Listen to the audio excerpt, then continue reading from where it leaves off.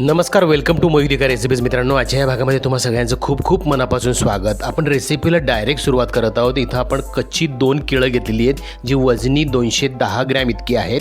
तिला आपण अशा पद्धतीने सोलून घेणार आहोत बरं का.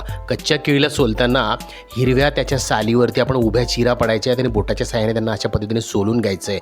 त्यानंतर आपण एका खिसणीवरती त्याला व्यवस्थित बारीक अशा पद्धतीने खिसून घेणार आहोत. एका मिक्सिंग बाउलमध्ये आपण किसलेल्या या किसावरती पाव चमचा जिरा पावडर घालायची, 1.5 चमचा लाल तिखट घालायचं आहे, अर्धा चमचा किंवा चवीनुसार मीठ घालायचं आहे. त्यानंतर आपण यामध्ये साबुदाणा जो भिजवलेला आहे तो 125 ग्रॅम घालायचा आहे आणि 30 ग्रॅम शेंगदाण्याचं कूट घालायचं आहे. हे सगळं छान मिक्स करायचं आहे बरं का. हे जरा थोडं जास्त प्रेमाने मिक्स करायचं आहे, म्हणजे ते जास्त व्यवस्थित एकजीव झालं की त्याचा पदार्थ आपला अगदी मजेदार होईल. तुम्ही बघू शकतात अतिशय मजेदार असा हलकासा त्याचा गोळा बांधायला लागला की आपण समजायचं आपलं हे छान मिक्स झालेलं आहे.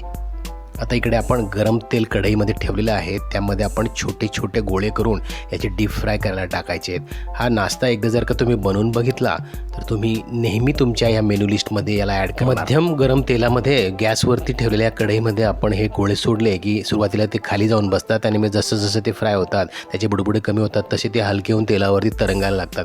तुम्ही बघणार आहात. अगदी केव्हाही तुम्ही याचा उपयोग नाश्त्यासाठी करू शकतात. तुम्ही बघू शकतात आज याचा तेलाचे बुडबुडे कमी झालेले आहेत. याला आता आपण हलकेच पलटी करून घ्यायचं. अगदी वाढत्या वयाच्या लहानांपासून तर मोठ्यांपर्यंत सगळ्यांना आवडेल असा हा नाश्ता आहे. उपवासासाठी सुद्धा तुम्ही हा एक पदार्थ म्हणून ऍड करून घेऊ शकता. अगदी थोड्याशा साहित्यामध्ये तयार होणारा तुम्ही बघू शकता अतिशय मजेदार क्रिस्पी असा हा आपला हा नाश्ता तयार आहे. हे सगळे आपण अशा पद्धतीने तळून घ्यायचे आहेत. तुम्ही चॅनलवर नवीन असाल तर चॅनलला सबस्क्राईब करा. माझी रेसिपीज तुम्हाला आवडत असतील तर लाईक करा आणि ह्या रेसिपीज तुमच्या मित्र आपल्यामध्ये शेअर जरूर करा बरं का.